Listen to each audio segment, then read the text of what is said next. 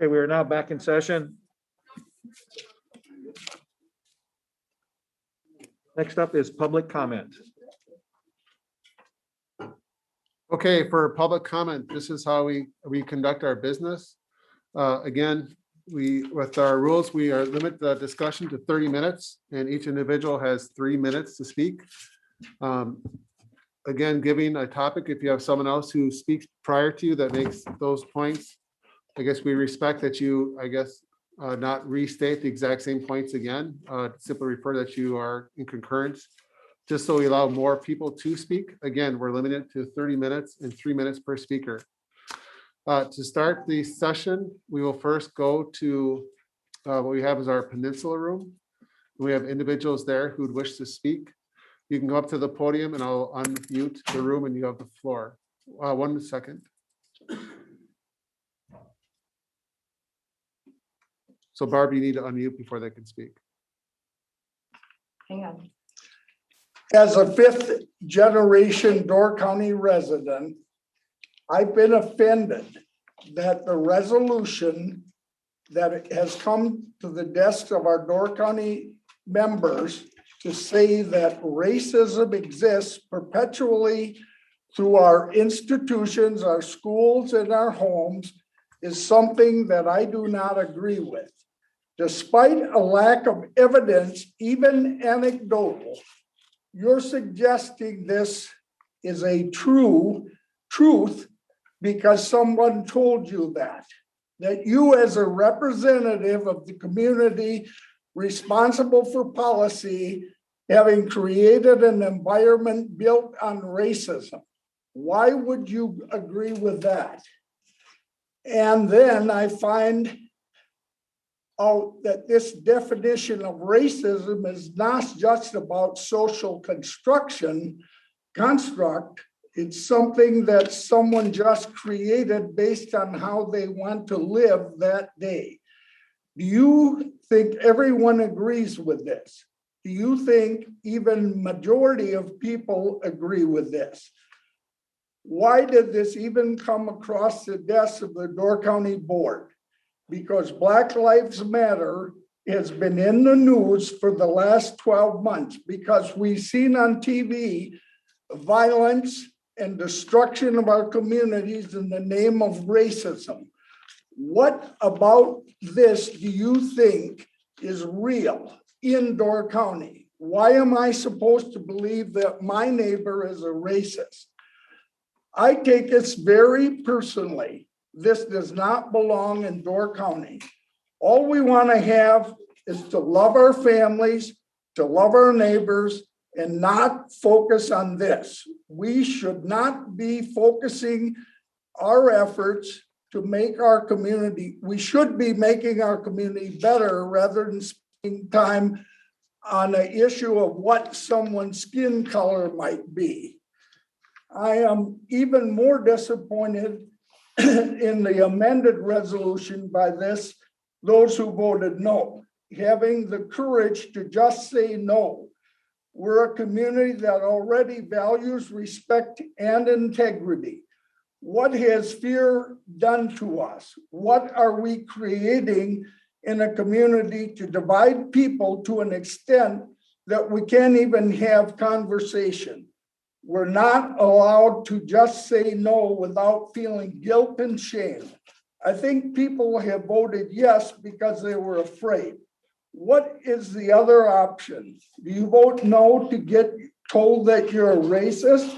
Is this a watered down version of the same declaration, enough for you to avoid the shame and guilt of being labeled, believing in a false narrative?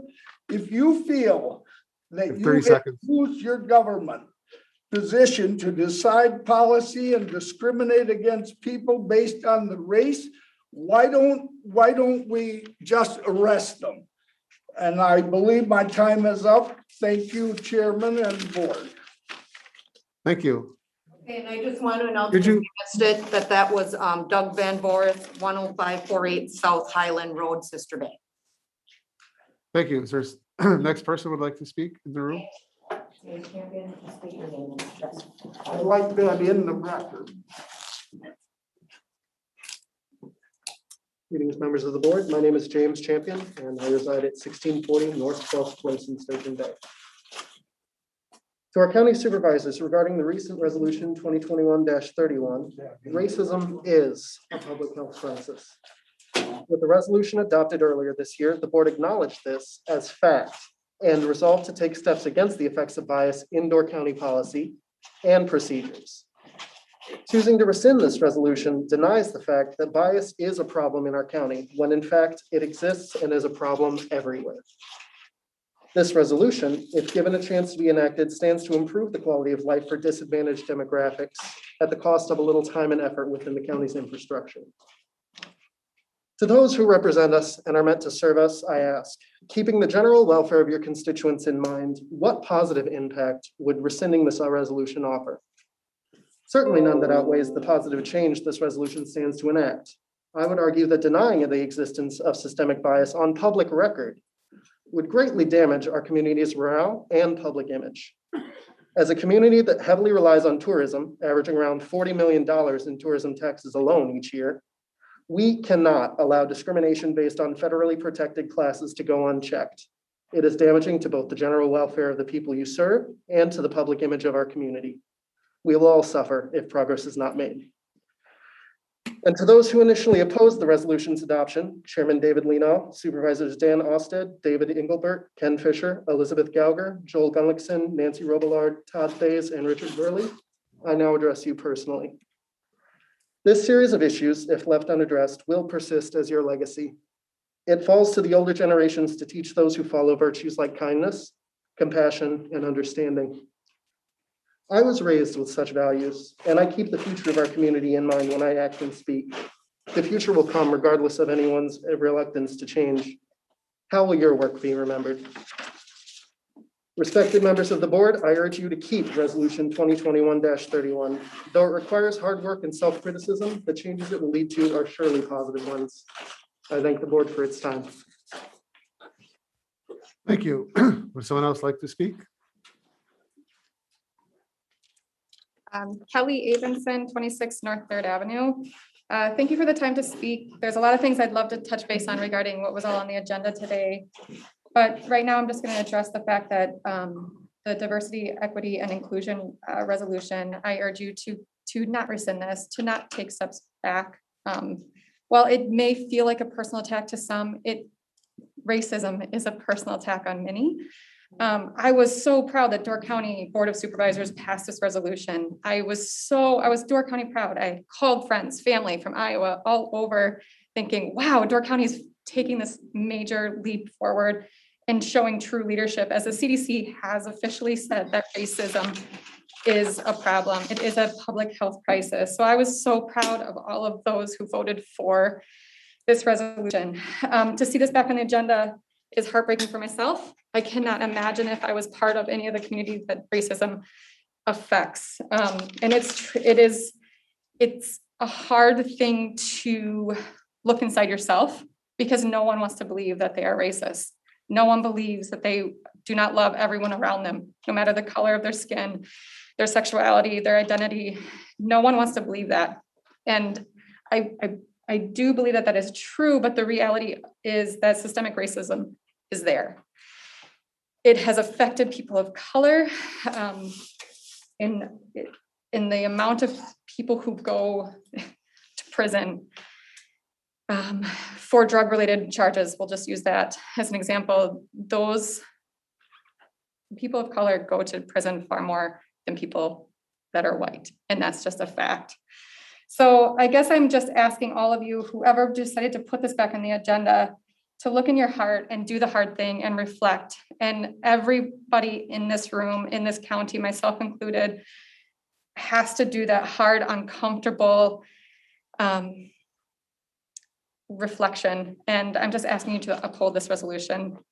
Racism is real. It just is, and people are suffering because of it.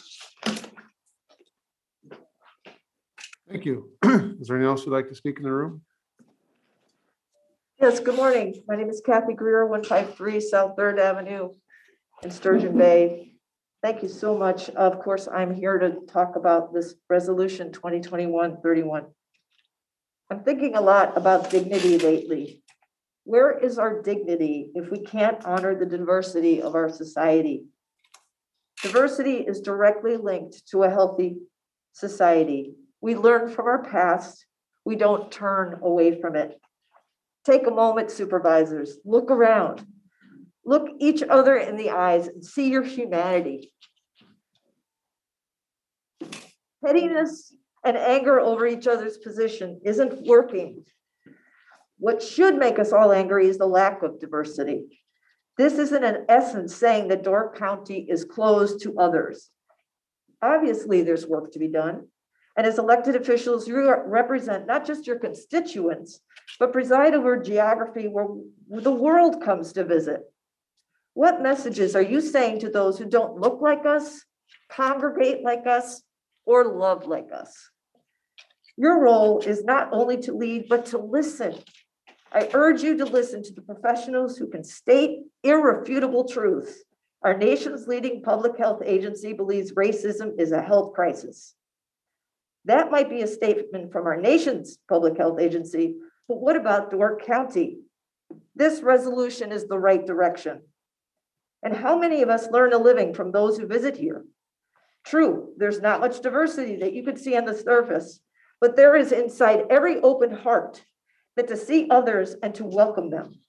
I did not move to Door County to go back in the closet. Forming a pride organization was honestly scary. There was no support organizationally for someone like me, and people told me to be careful. Others shared their fears of what it was like to be LGBTQ in Door County. It was 2017. Our first festival showed that we are here and we want to be seen. But in 2021, those fears still exist. And even considering rescinding this resolution sends a chill down my spine. Isn't my health important to you? Acknowledging diversity begins with seeing the whole community and not just parts where one can pick and choose.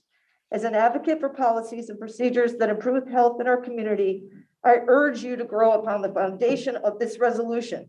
It is an important first step which celebrates Door County's diversity with inclusion for all. It's time to open up Door County. Move forward with this resolution. Thank you. Thank you. Is there anyone else in that room that would like to speak?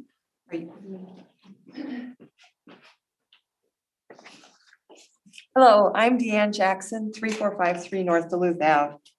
I want to thank the Airport and Highway Committee for the meeting last week where there was a move to rescind the ATV route on Highway C 2021-05. There was confusion at the Highway and Airport Committee meeting last week by Roy Engelbert about the geography and which town city would need to approve the proposed ATV route County Highway C from PD to North Duluth Ave. Just to clarify, this proposed route ends at the intersection of a Sturgeon Bay Road and North Duluth Ave.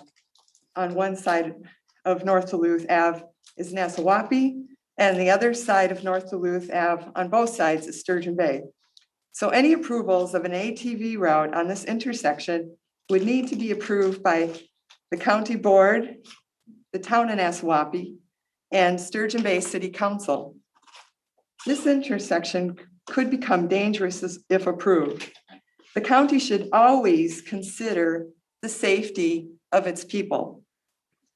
The property owners were not notified before Nassawappi Chairman Sullivan requested the ATV route from the Door County Board. Chairman Sullivan put the ATV route discussion on the town of Nassawappi meeting agenda after he approved this route on his own and sent the request to the Door County Highway and Airport Committee. Before informing the property owners that are affected by this change. ATV routes that are not connecting routes, and especially on dead-end roads, should have a majority of a vote of approval by the property owners that depend on this road as their primary access to their properties. I asked the board of Door County to put requirements by towns in place to not permit a small minority of people, ATV enthusiasts, to take over a road and make it less safe for residents without the residents and property owners' approvals. Also keep in mind, next time an ATV route request comes to the Highway and Airport Committee, that Chairman Sullivan stated in the March Nassau town meeting that 30 seconds. it's impossible to enforce ATV rules. There isn't anything we can do to enforce speed and safety limits. So please keep our streets safe. And please understand that this is an important issue. Thank you again. Thank you. Is there anyone else in the room that'd like to speak? We've got more coming.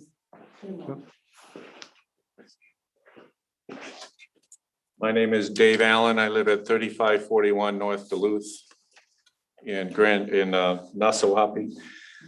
I also want to speak on item 11, ordinance 202109, rescission of the ATV route that the county approved a month or so ago on County Highway C. I was at the board meeting, the committee meeting for the Highway and Airport Committee.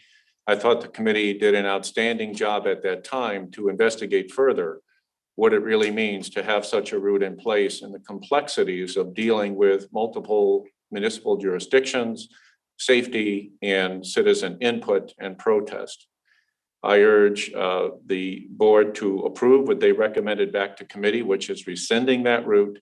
And I encourage the committee and the board in the future to try to work with all the other involved parties, as was previously mentioned, and try to come up with some standards so that future ATV routes, if proposed, are able to be evaluated by all interested parties, as well as consistent with state and local laws and with the ability to enforce them.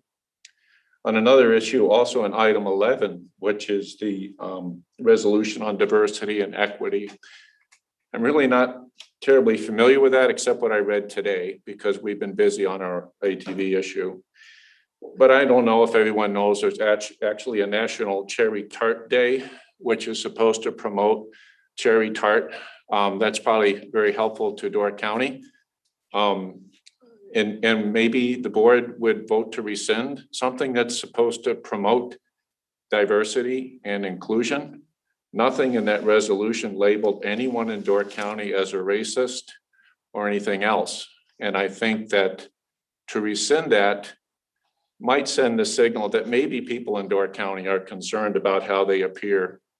And if we can promote cherry tarts, I think we can promote the idea of inclusion.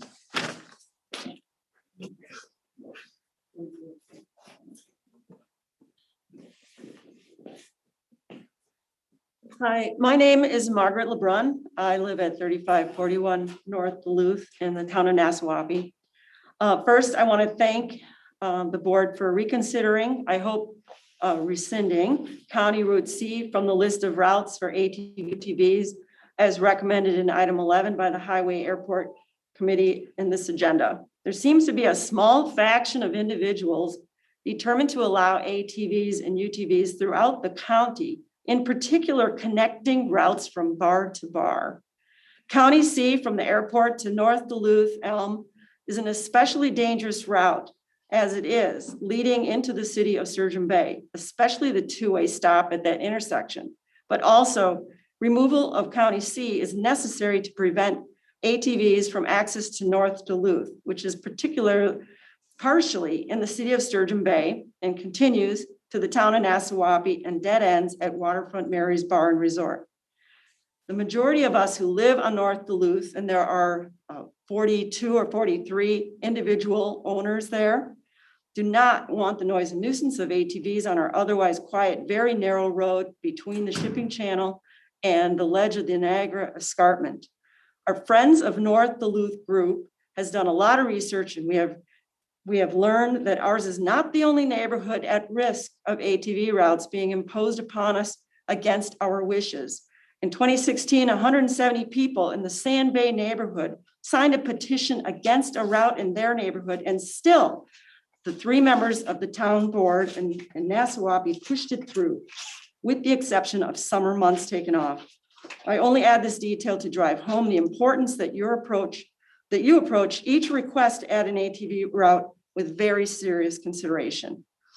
Now, I too want to switch gears and add that I believe racism is absolutely a public health crisis. I urge you to keep Resolution 2021-31, and I applaud you for taking the bold and correct move to declare racism is a public health crisis here and everywhere. Thank you. Is there anyone else in that room, Barb, that would like to speak? That is it. That's everyone. All right, I'm going to mute the room then. Mhm. Okay, then now for the public comment, we'll turn to those individuals who are online. If you're on a computer, there is a way to raise your hand. Likewise, if you're on a phone, you can hit *9. And what we will do is, again, we will still have about 15 minutes left in terms of public comment. I again, remind everyone to please make your statement, but try to be concise.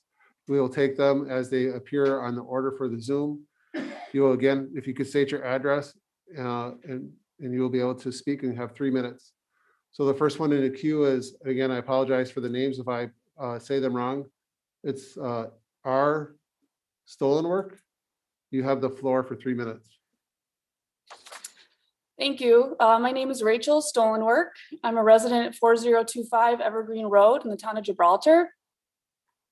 I want to make a statement regarding the racism resolutions that are included in this meeting agenda. As you know from your last hour of discussion today, words and definitions are important and must be specific and intentional. This is no different. I encourage all of you to understand what you are committing to by voting yes to any version of a resolution that defines racism as a public health crisis, and I encourage you to vote no today. The definition of race being used here is stated as follows. Race is a social construct with no biological basis. This definition comes directly from the Wisconsin Public Health Association's own resolution, which is taken directly from Black Lives Matter literature. Your resolutions appear to accept this definition by accepting racism as a public health crisis. I argue that race cannot be a social construct. To define it as such with no biological basis is to change its meaning entirely. The definition of social construct is an idea created by society. Race is not an idea. The word race is used to differentiate people on the basis of their physical traits, which are developed through biological relationship. Defining race in this way is what allows us to protect it. It allows us to protect it specifically from racism, which is the belief that someone based on their race is inferior or superior. What the WPHA and Black Lives Matter have done is nothing short of brilliant manipulation with words. They have gotten you to define race as nothing more than what you want it to mean on this day in this moment. We cannot protect that. It is not concrete and it cannot be defined. The very people rallying around the destruction of communities are the ones telling you to accept their definition of race. This definition is what gives them the justification to retaliate against anything they decide is racist. Because if race is nothing more than what you decide it is, then to be called a racist, I only need to be standing in front of you. Accepting the Black Lives Matter definition of race is opening up our community to violence that does not belong here. Racism as a public health crisis is strategic by design. Do not feel guilty for questioning it. Take the time to break it down and realize what you are committing our community to. 30 seconds. Race defined as a social construct with no biological basis is impossible to protect. Decide that race is worthy of being defined so it can be protected, and vote no to these resolutions. Thank you for your time. Thank you. The next one is Anna Kopishki. You're unmuted. You have the floor. Hi, thank you so much. My name is Anya Kopishki, 8354 Maple Valley Drive. I'm here to talk about my enthusiastic support for the resolution, Racism is a Public Health Crisis, especially the amendments added by Board Member Shomo, not only adding back equity, which I think is incredibly important, the word racism is a public health crisis, which is true, and most importantly, the actionable items. I'm a little concerned that there might be apprehension to this because there has been, quote unquote, a lack of evidence or a lack of anecdotal stories, which is a violent ask of the BIPOC members of our community. And while I cannot speak to their experience, I can speak to my experience as a white person witnessing racism in Door County, and I wanted to outline what I have experienced. I was active at the Black Lives Matter demonstrations this summer, and just to quell any concerns, Black Lives Matter is not a Marxist organization. It is a social rights and human rights organization. And there was no shortage of all lives matter, white power, and a myriad of slurs shouted at us from passing cars, as well as aggressors who would approach us and attempt to physically intimidate us. I was personally called a queer, told I was going to hell because of it, and was threatened to be followed home by an ex-cop. Some of these aggressions were made by community members, but many were made by vacationers who were upset that we were ruining their vacation. This makes complete sense to me. Door County is predominantly white, and up until this date has taken no active stance against racism. So why wouldn't it be seen as a safe haven for white supremacists? I also want to bring a point that my friend made, Michaela Kiefer. I'm concerned that the debate surrounding the topic denies the reality of racism in the county. This resolution is not accusing Door County supervisors or residents of being Klan members, though it is worth noting that northeastern Wisconsin was a hotbed of Klan activity in the 1920s. I think that it's important that we acknowledge our history and the history of racism in this country. Of course, me and my mother were in the video that circulated on social media that someone made pretending to shoot Black Lives Matter protesters, a video that was made by the same person who was joking on Twitter about running protesters over with his truck. I've sent this video to all of you in an email. And while these are more overt examples of racism I've witnessed in Door County, the comments that board member Ken Fisher made at the administrative meeting reviewing this resolution left me feeling a bit nauseous. 30 seconds.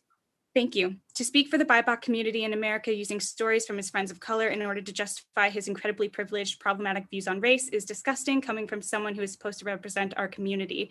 And I want everyone to acknowledge that this board is entirely white. The idea that having POC as acquaintances excludes you from racism is in itself racist and a textbook definition of tokenism. These kind of comments have never had a place in politics, and to hear them in 2021 is incredibly heartbreaking. Door County has never been less than 90% white, and board member. Thank you. We have to move on to the next speaker. Thank you. Angela Sherman. You have the floor. Thank you. Good morning. My name is Angela Sherman. I reside at 9538 County Road A in the town of Gibraltar.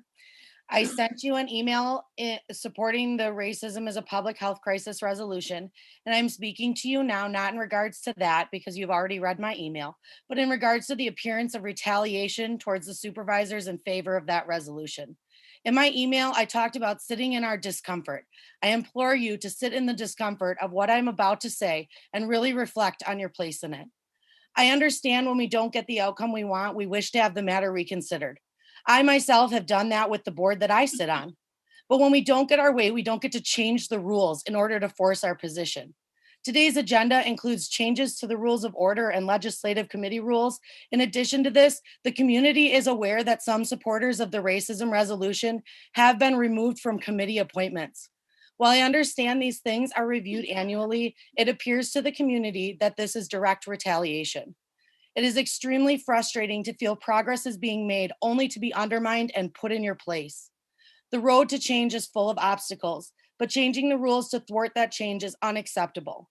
Consider the true intentions of the recent actions of this board regarding the rules of order changes, legislative committee rules, and removing supervisors from their committee assignments following a decision you didn't support. Are you trying to circumvent the change we so desperately need? Would these changes have been made if the racism resolution was not passed?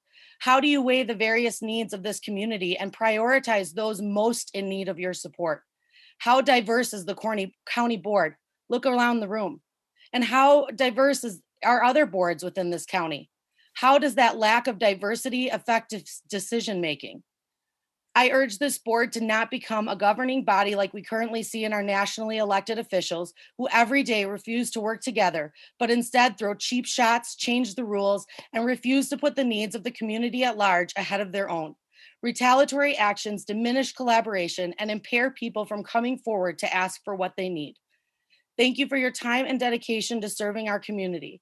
I hope that in your desire to continue this service, you will reflect on your intentions for bettering our community and what actions you can take to ensure positive change. Thank you. Thank you. The next one is Christy. You have the floor for 3 minutes. Christy, are you there? Hello, I'm There you- here. Yes, you have the Thank floor. you. All right. I was just going to say that in listening to the earlier resolutions that were passed, that there was no public comment allowed for those. They were put before public comment on purpose so that the public couldn't ask or explain why they may why it might be essential for the public to bring forward new information. And I can think of multitudes of times where we've actually changed council direction because new information was presented. So I would urge anyone that voted for the resolutions without any public input earlier to rescind their vote yes and have it reconsidered in open session so that the public can comment. Secondly, I ditto everything the woman said who spoke before me. And I want to add, because there aren't a lot of examples being brought forward, I witnessed a Black woman being accosted by a policeman in downtown Fish Creek in the peak of summer because she was Black and there was a piece of jewelry missing in a jewelry shop that was filled with white people and one Black person, person of color. I also am totally aware that there still exists a road in Door County that will not allow Jews to purchase land there. So to say that and just the fact that anyone, if they aren't racist, would be offended at supporting what everybody knows is a common thread in us being human beings, and we all can learn from. The fact that somebody could be offensive has to be discussed, and this resolution brings forward a very important issue for a lot of our employees in the restaurant business that are discriminated against, which I've witnessed. That a lot. We had two visitors that were of color in our restaurant that were accosted by our customers this summer, by multitudes of customers, and all they were doing is walking out. So to deny and say it doesn't exist in Fish Creek or Sturgeon Bay or in our and that there's some defensive mode that you could possibly create to vote to rescind this wonderfully compassionate plea and of unity with the rest of the world is absolutely appalling. Christy, your time is up. Could I just get your last name and address, please? Christy Weber, 311 Pennsylvania Street, Sturgeon Bay. Thank you. We have 5 minutes left. Then we'll go on to Catarzoli. You have the floor for 3 minutes. Thank you. Kelly Catarzoli, 344 North 3rd Avenue, Sturgeon Bay. First of all, regarding the ATV route, I strongly oppose that. If you followed the progression of how that even came to be, it was deeply flawed, particularly on the city of Sturgeon Bay's committee level, to the tune of really violating open meetings laws. So you should rescind that just for that fact alone, but it is not wanted or needed in our community. And second, and most importantly, I don't know if I could say it better than some of the other speakers, But I was so proud of Door County for passing that resolution declaring racism as a systemic problem. I'm so sad. I'm sorry, I'm emotional, but I'm sad. I'm embarrassed by our community that it wasn't a unanimous vote the first time. And for those of you who are afraid that it's saying that you're already racist, maybe you are and maybe you aren't. But then if you aren't, you really shouldn't be worried about it, because it says we're going to do better and we're going to recognize things that maybe we haven't paid attention to before because it never affected us.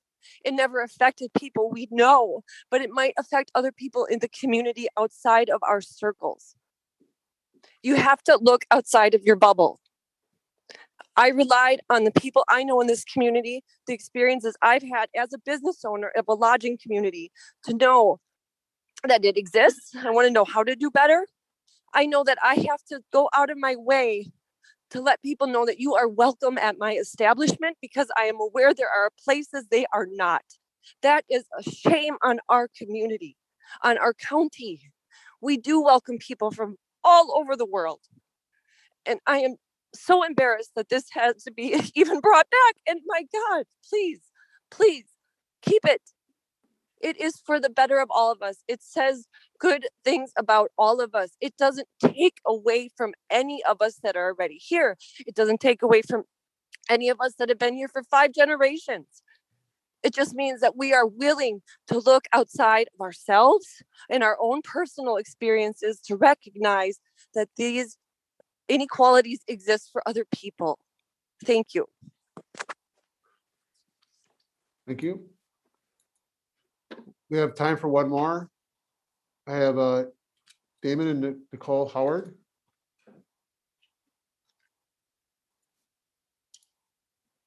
I'm here.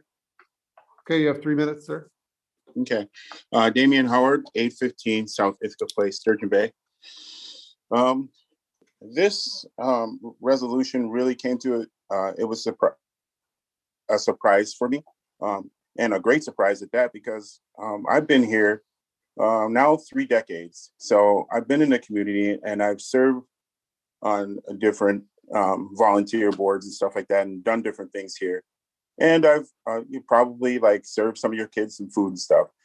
So for us to recognize that racism is a crisis here in Door County, I really, really, really, really can't say enough for the board like recognizing that.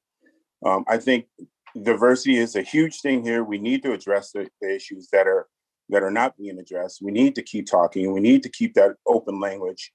And if we don't, things are going to get worse. And we don't want things to get worse.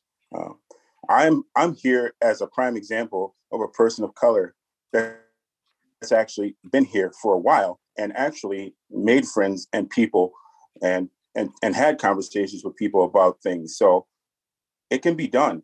We don't have to be afraid to talk about this. It is not an evil thing. And it is not an evil movement. It is something that people are passionate about. And you have to remember, not too long ago, many of your parents or grandparents or whatever were struggling with the same things, in the 60s and 50s and whatever else, when it was just normal to be, that's a color person or whatever, they're inferior and all these other things, and rights weren't there.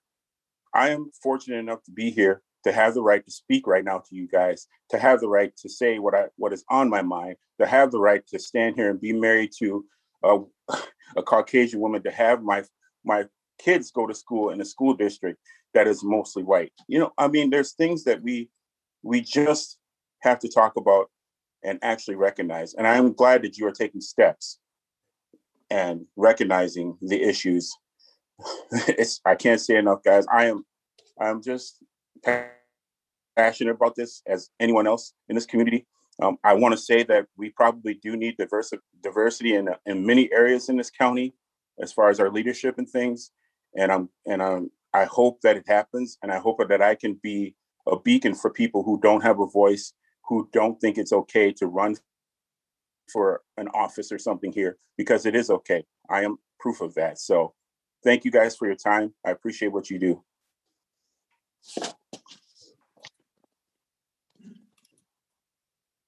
Okay, that concludes our time for public comment. I'll turn it back over to the chair. Next will be supervisor's response. Yeah. I'm sorry. Go ahead, Bob.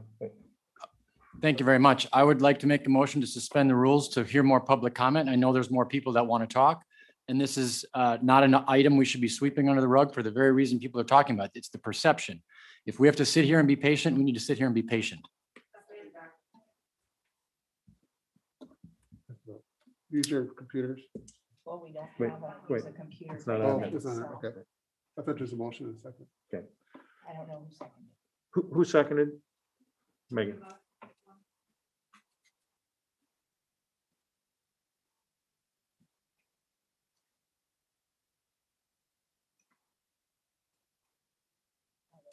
Yes. One moment, wait. Megan? Okay, This okay. motion, so. right. That's for supervisor response. I'll save it for hopefully after we give people some more time to talk. Nissa? Nissa? I just want to add, I'm completely in agreement with Bob. It's not our time to cut people off when this is something that should never be cut off and should be discussed at length repeatedly. Thanks. Okay, so we have a motion and a second. We're ready to go to the voter board.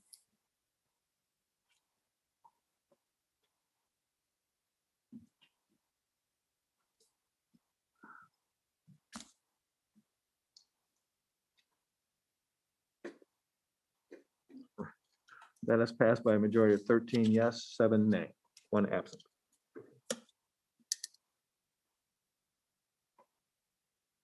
Okay, back to. Okay, so the county board just suspended rules, which means we'll go back to the public comment. Again, if you'd like to speak, I will recognize you. Again, you can raise your hand if you're online, or you can hit *9 to be recognized. So the next individual was on the phone with the last 4 digits of 9513. You're unmuted and you have the floor for 3 minutes. For the second time, you have the floor. Thank you. Don, I had to unmute my microphone. Don Fricks, 8305 Coeur d'Alene Road. Thank you for the discussion and thank you for the extension of the time. I want to do something you won't often hear from me, but I want to thank Representative Joe Kitchens for providing during yesterday's WDOR call-in show, his monthly appearance, a prime example of structural racism as it affects people in the state and potential visitors to the county. Representative Kitchens was bemoaning the fact that federal money coming from ARPA, the relief money that the governor has charge of, that Milwaukee was going to get $900 million. And he thought that was excessive. Then he went into the disparities in educational outcomes and how Milwaukee was so poor, so far down the list compared to other counties and, other areas of Wisconsin, and that he hoped that the money would be spent for summer programs. And then he went into lead pipe remediation. And we told Representative Kitchens a year ago at a listening session in Sister Bay that to fix Milwaukee's lead pipe problem was at least a $500 million procedure. And for a sitting representative of this district to want to dictate to Milwaukee what they should do with their federal money, and then kind of miss the fact that poor educational outcomes in inner city and parts of Milwaukee might be due to brain damage from lead pipe. Physiological damage from lead poisoning. So it is, for him to make the statement and be unaware of what he's relating to his audience, and then to finish up that, oh yeah, and then this was a little bit of a change of subject, but he said, yes, and we need to promote Northern European J1 visa workers to come to work for us in the county because the businesses depend on it. I went to a listening session in, I think it was the end of Mr. Kitchen's first term, and I suggested that the county recruit people from the Milwaukee area to come here with no visas.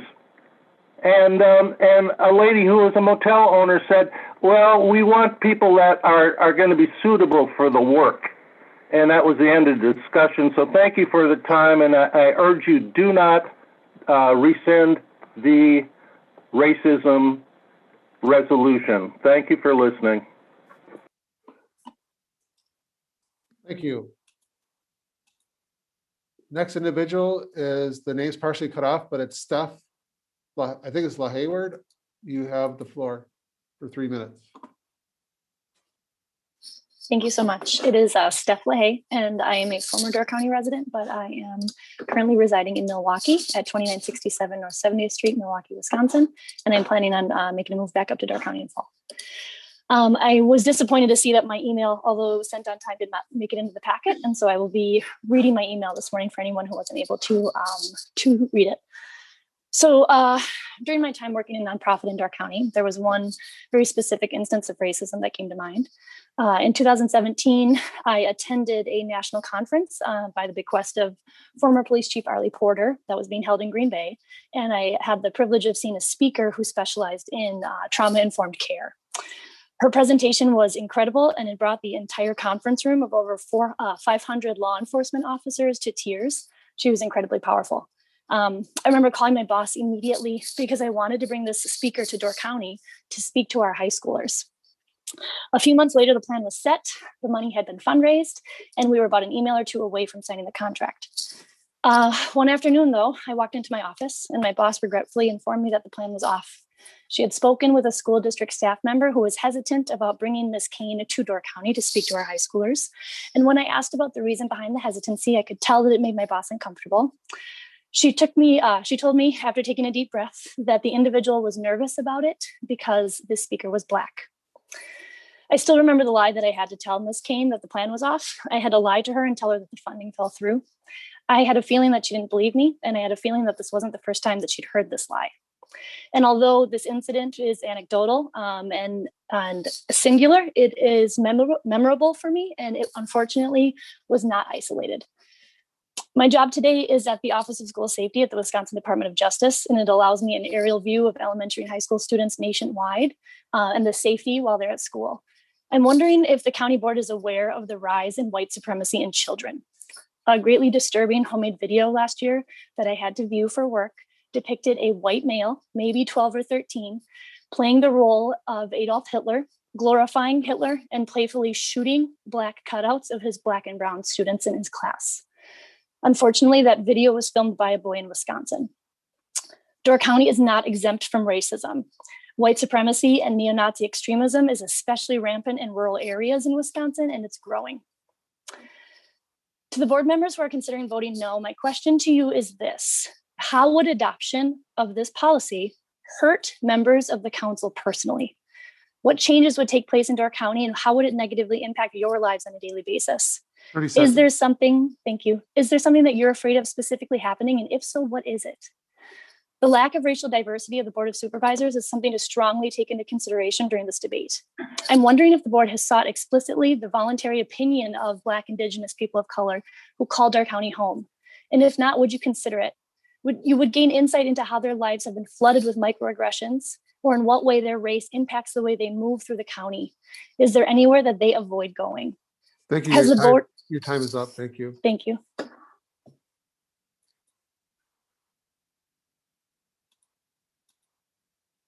Next individual is Nikki Howard. You have the floor for 3 minutes. Hello, my name is Nicole Howard. I reside at 815 South Ithaca Place in the city of Sturgeon Bay. My husband spoke a little bit earlier. Damien was his name.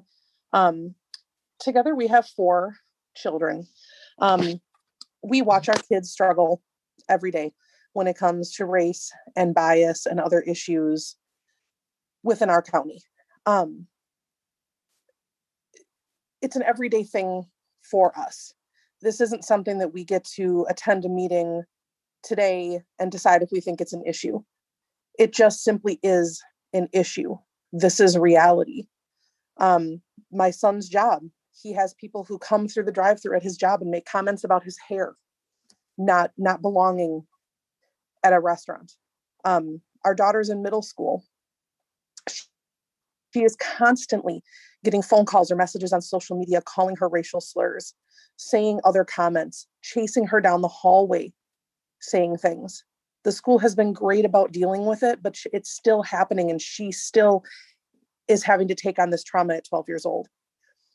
This problem is real. The problem has always been here. It's nothing new. It's time to see it. And I would like to kind of comment back on what one of the previous speakers said.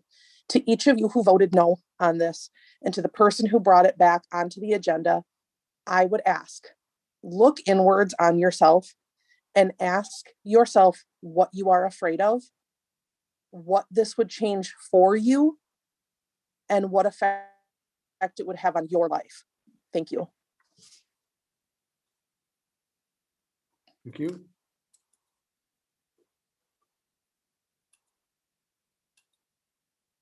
John McMahon, you have the floor for 3 minutes. Thank you. My name is John McMahon, 2004 County Road ZZ, Sister Bay. Some of you know me as a CEO of the Boys and Girls Club of Door County, but I'm here speaking on myself personally, and I support the resolution 2021-31. I think we all have to take in consideration that racism is not anecdotal and it's not one way. Just because we think we're not racist doesn't mean racism doesn't exist in our community. Part of my job, I see racism on a regular basis. And the sad thing about what we do is that we see it amongst children, and we see it amongst children's parents. And we owe it to our kids and our youth that are coming up in our future, who are going to be our future board members, taking your places, our future jobs. We owe it to them to respect what's going on and acknowledge the reality of racism in this community. It doesn't hurt anyone to support this resolution, but it does hurt if we don't support it. Thank you for your time. Thank you.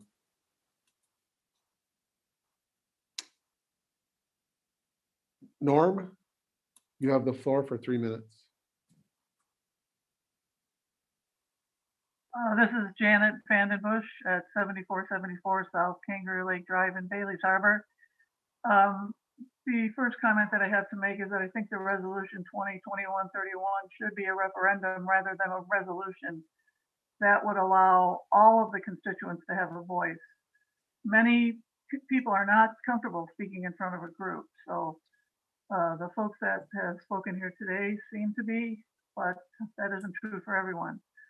And the fact that people say that racism is their truth doesn't necessarily mean that it is true. So that's pretty much all I had to say. And I am in disagreement with the resolution, and I'm hoping that it is rescinded. Thank you. Thank you.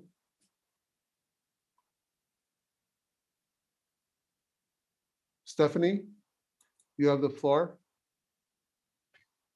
Hi, Stephanie Sochek, 205 North 16th Place in Sturgeon Bay. I guess my comment would be that I think for anybody who's against the wording in the resolution that I've talked to isn't disagreeing that racism, they're not saying that racism doesn't exist. They're wondering what the overall point is. Like, what are the goals in this resolution? And is it about housing and like saying that there's discrimination in our laws, or, you know, that in our community, people in different groups or minorities are not allowed the same opportunities? Is it about providing more equal opportunity, or is it just overall trying to make a statement that racism exists in our county and it's a major problem? I think I'm a little unsure about what the overall goals are of this resolution, because I think it sounds like it's about providing opportunities for housing and that there's discrimination going on concerning that kind of thing, for example.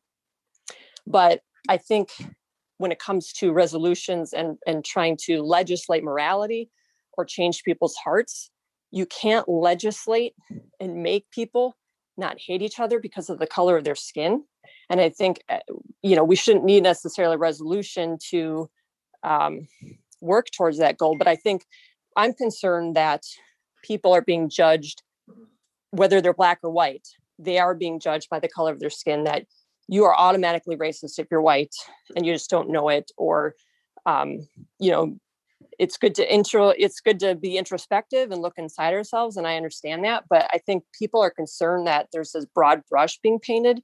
And I'm concerned that this is pushing that point, that this idea that you're racist because of the color of your skin. And so I think that would be my overall point about this resolution, that I'm concerned about the language used. And I want to know what the overall goal is, as far as like specifically, is it about housing? Is it about economic opportunities? Or is it about trying to change people's hearts? And you can't do that through a resolution. So that's all I have to say. Thanks so much. Thank you.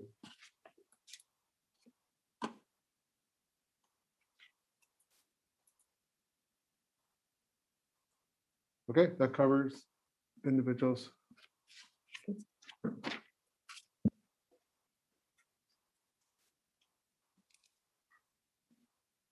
Okay, supervisor's response. Megan? Thank you, Mr. Chairman. In response to at least one of the emails probably two of the emails in our packet, and also one of our speakers, I would like to say that to turn the messaging of this resolution to turn it and twist it into saying that we have, in passing it, labeled Door County as racist, that in itself is a popular form of political gaslighting. That is incorrect. That would be much like taking a look at the mask I have on right now, and it says "be kind" on it. You taking a look at that, and because it says that, being like, well, I'm not being kind. What? You're saying I'm not being kind? Which is not what it's saying whatsoever. So I would really urge people to take a look at how they are twisting and turning and gaslighting this resolution. Don't make it mean or say what it doesn't mean or say. That's very upsetting to me. Secondly, I am a 5th generation Native as well. And on the other side of this, my great-grandmother grew up without a father because he was hung because she exists, because he was a Black man. Then 8th grade, I dated a person of color. He was called the N-word on a regular basis. It was said that he was good at sports because of his ethnicity. I was called names because of it. Most of the people of color that I went to high school with could not wait to get out of here. We have a problem with keeping young people around here, right? Let's keep that in mind. And most recently, just yesterday, I have a friend who's having a baby.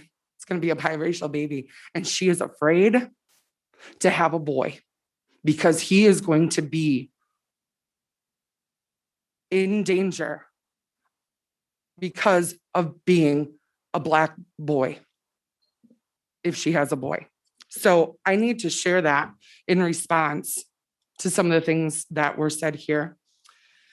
And I want to ask, how do we get people, some of the people on this board, some of the people that have spoke and sent emails, how do we get you to realize that truths exist other than your own?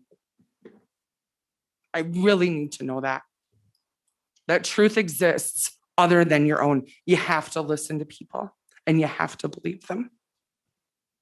Without prompting this morning, I asked my partner today, who is a tall, blonde, German, blue-eyed boy. I asked him today if he would welcome being a person of color, if he woke up and he was a person of color. And without hesitation, he looked at me funny. We kind of like got uncomfortable. And he said, well, no, because he knows he'd lose customers if that was the case. Because he works for the affluent of this county. In most cases, he knows he'd lose customers. That was his first response. And in close here, if this is the appropriate place, we did also receive an email this morning that I'd like to read into record, because I know she did want it in the packet and she wasn't able to call in today. It's from Emily Patterson. It says, members of the county board, racism is here. Let me appraise you of some of the comments I hear while I have been out in the community. And let me tell you, I have heard things similar to this as well. The government is taking away my Medicare because I'm not Black. They only help the minorities. These are comments that are made in our community. Mexicans shouldn't get driver's licenses. They don't know how to drive. Do they even have roads in Mexico? Black people need to do better. They are animals, and that's why we treat them as such. These are things people say in our community on a regular basis. Their kind are not welcome here. The Blacks are criminals. If I saw a group of Black men walking towards me, I would call the police. Comments like these are made in our community all of the time. Our children are growing up and they are hearing this. There are many people in the community who say and believe that minorities and people of color are less than. They talk openly and freely about it at work, bars, grocery stores, etc. All of us have heard these racist comments, all of us. Denying the existence of racism is a disservice to this community and its people. We can do better. Emily Vanna Plus. I'm finished. Thank you for now. Bob? Thank you, Mr. Chairman. I would just like to personally thank everyone who took the time and was patient enough to sit either here in person in the Peninsula Room or to call in or come on computer to make your comments heard. It's very important. And thank you for your public comments. Vinny? Thank you. As someone who authored the amendment, I would like to just speak briefly to the public comment session. I did not want to author this amendment alone, but I was forced to within 48 hours because of the process that took place between the beginning of bringing this issue up in July until this past amendment took place. I had asked for information from the county. I had asked for action items to be included when the legislative committee worked on this. I had asked for an advisory committee to be considered at the legislative level. I understand why things were tabled to take more time, which was an excuse of we needed to have training. When the topic of training came forward, people were struggling with are we asking people to change their beliefs? Training isn't geared to change your belief. It's geared to give you factual information based on evidence and data that now the community is asking if we have. We do have information and data as a state, as a nation, and some as a county, but we have not taken the time as a group to look at that together. I've asked for discussion on this multiple times, and I understand that it's uncomfortable for people to discuss it, especially in this much of a public platform. So that's why I authored the amendment to this. And if people are confused about what it asks, the main point of what it asks is listed in the 4 bullet points in the amendment, which is about having an advisory committee, doing some training and education on issues that are happening, developing a method for data collection, because I don't feel I can make an informed decision as a county board member on this or many of the things that we need to do without some data and collection being provided to us. That is the point. It is not calling the community or individuals or the entire county racist. It's saying, I think this issue as a societal issue deserves a little bit of attention at least, and this is a way to begin to get that. Thank you. Nissa? Thank you. This is in response to some of the comments in chat and some of the people speaking when it mentions how is housing affected.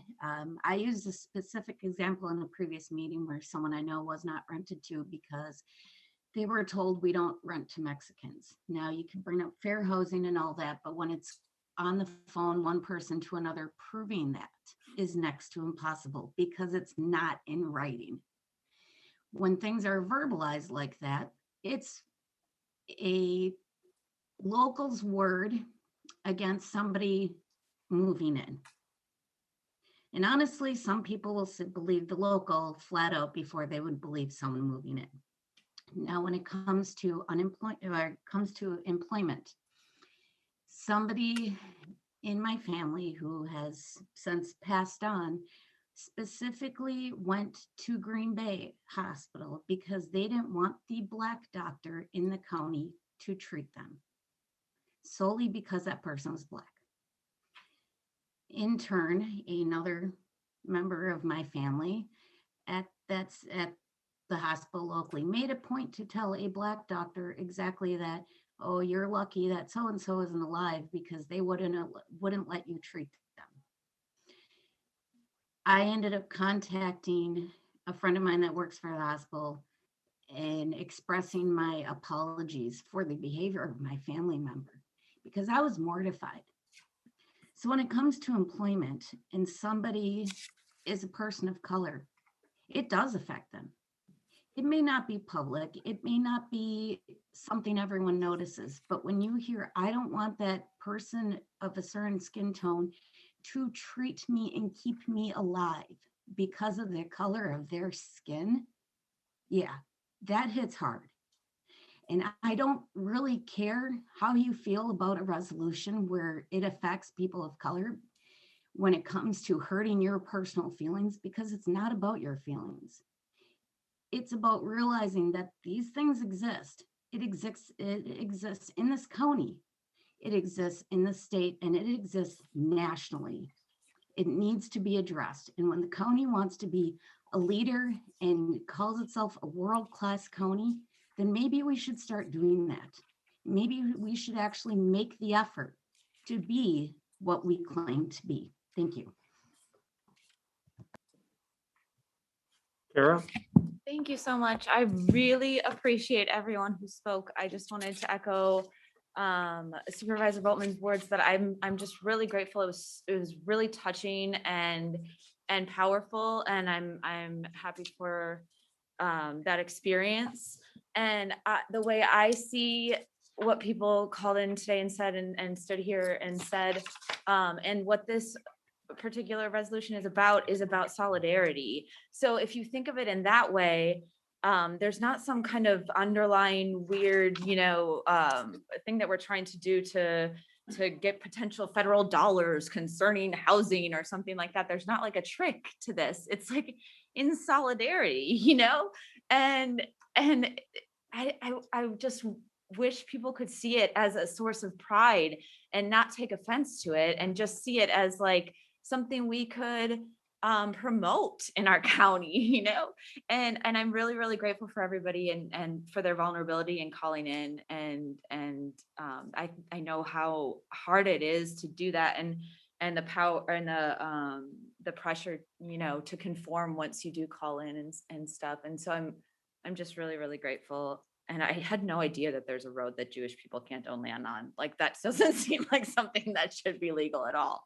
And I want to echo that quote early on that said, if we can promote cherry tart, I think we can promote inclusion. That was the best quote. Thank you so much. Okay, thank you. All right, minutes of the March 23rd, 2021 regular meeting.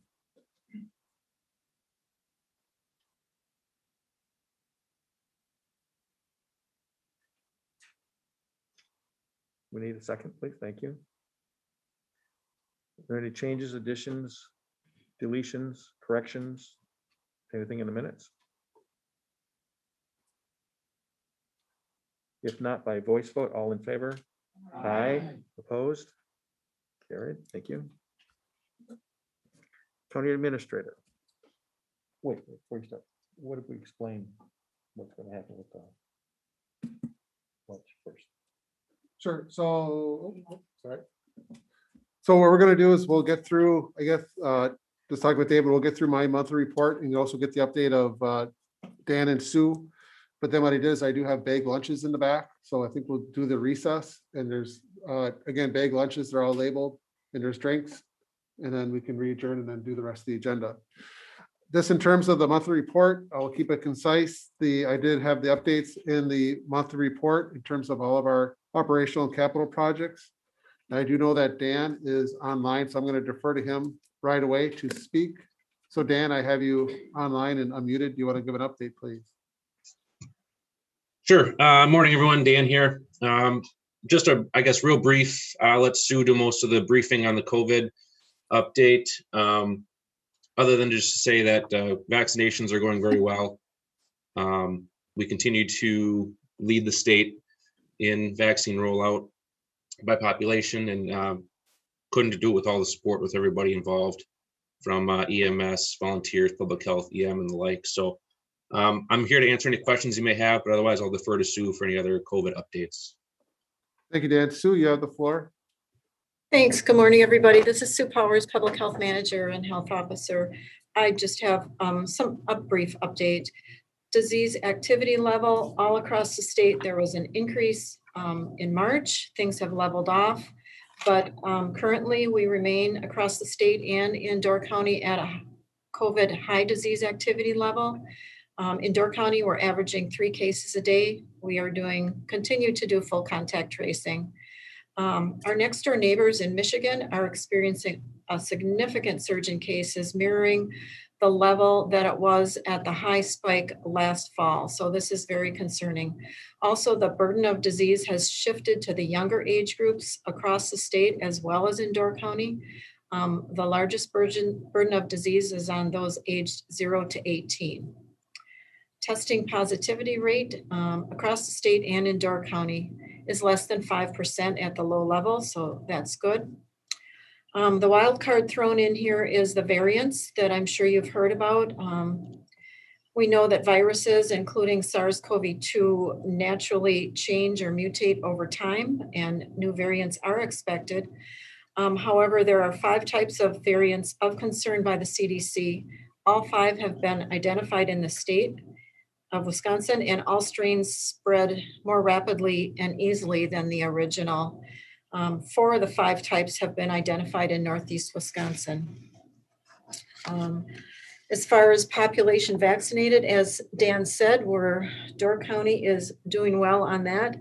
On the last 2 weeks, state calls, we've been called out because Door County is #1 in the state for percent of population having received their first doses of vaccine, and we're #2 in the state for percent of population having completed the vaccine.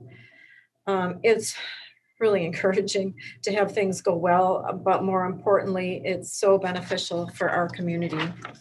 So in the state of Wisconsin as a whole, 40% of the total population have received first doses. In Door County, 57% of the population have received those first doses. Across the state, 27% of the total population have completed the vaccine series, and in Door County, 39% have completed. We're doing really well with the 65 plus age group. Across the state, 79% are completely vaccinated. And in Door County, 89% of those 65 plus have completed the series. So that's great for that vulnerable population. Our drive-through clinics with our collaborative partners are going extremely well. I was asked to share our practices and success strategies with our regional vaccine representatives, which I was really happy to do. I explained, of course, that the strong collaborations in our county and communication are the backbones of our strategies. Right now, vaccine supply is less of a challenge, except of course with the pause on the use of Johnson & Johnson that came up last week. Last week, we did second dose clinic on Washington Island. Next week, we will be providing vaccine at the Sister Bay Fire Station. Our overall goal is to have 80% of those eligible for the vaccine vaccinated. There is currently no vaccine for under age 16. There's been a drop in interest in the vaccine in the last week or 2. This is not just a trend for public health, but Door County Medical Center noted it, and others across the Northeast region as well. For long-term, we'll be planning for smaller walk-up vaccine clinics rather than the large drive-up. And we will continue to strategize how to make vaccine easy for people to get. Our collaborative partner, Door County Medical Center, has contacted a number of large employers and offered on-site clinics. The ADRC is helping us at Public Health with outreach for those who have barriers to getting to our clinics. Last week, we began home visits to administer vaccine to those who are homebound. Public health nurses are doing that along with our, we have now 12 limited term employee nurses on board to help with the vaccination effort. We still have a good number of open vaccine appointments for tomorrow afternoon's clinic at the Sturgeon Bay EMS building. Just want to put a plug in there to sign up if you haven't received your vaccine. So there are a number of activities that are safe after being vaccinated, such as visiting inside a private home with other fully vaccinated people that you can do without a mask. You may travel without quarantining after travel, or if exposed to a case of COVID-19 and you're fully vaccinated with no symptoms, you do not need to quarantine. It is still recommended that people avoid medium and large size gatherings. This applies even for those who are fully vaccinated. Door County Public Health has revised our event safety planning guideline. It's available on our COVID webpage.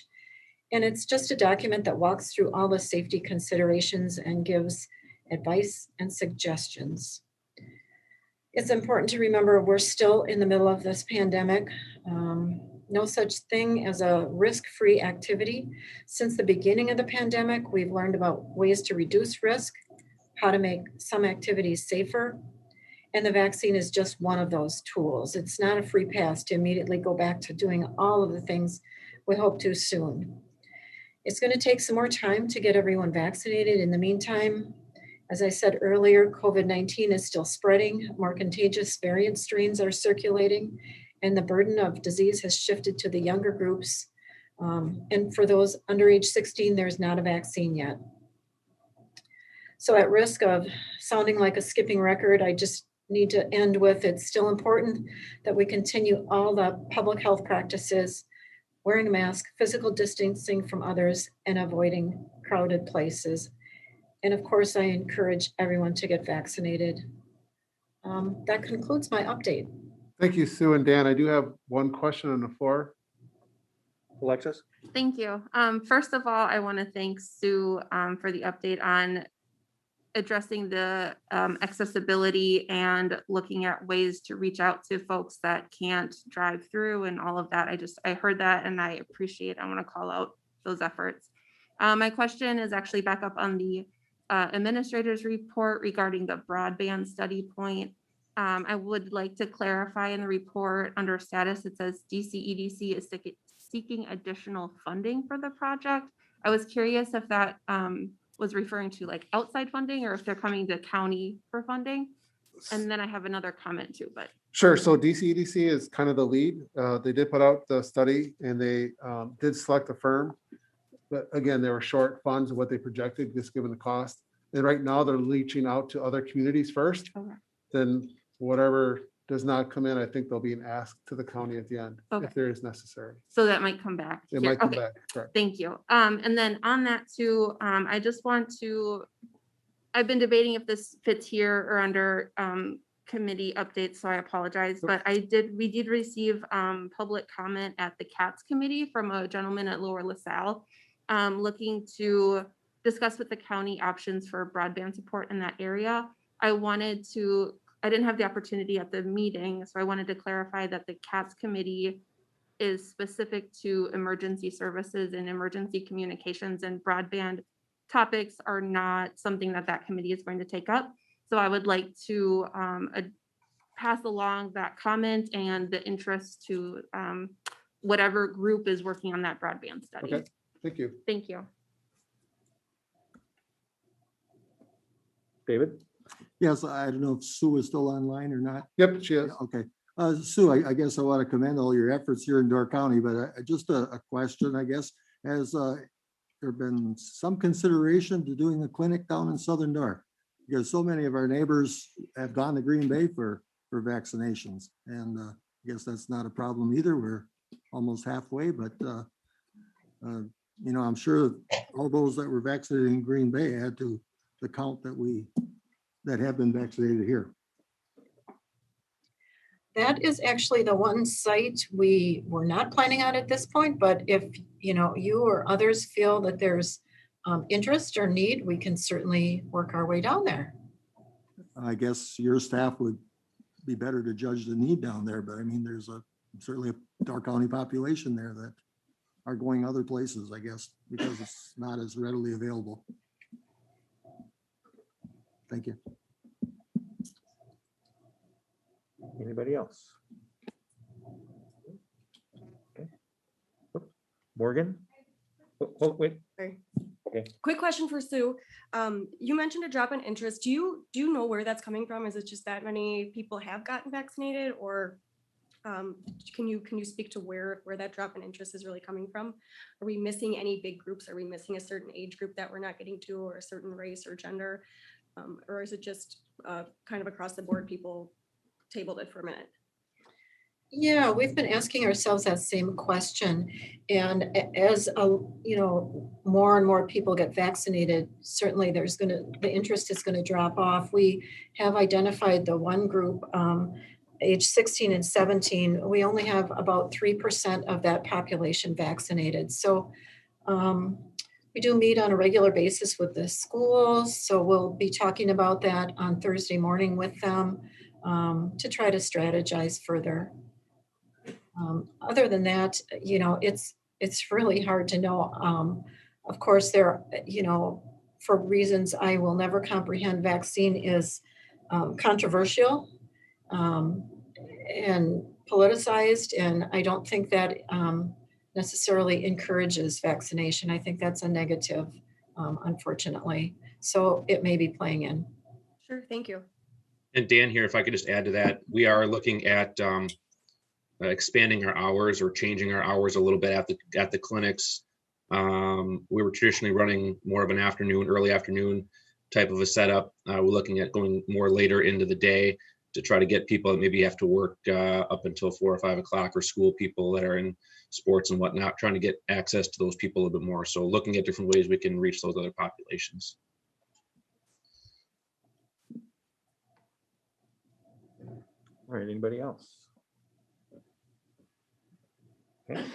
All right, we will take a 30-minute lunch recess. We'll be back here at 12:25.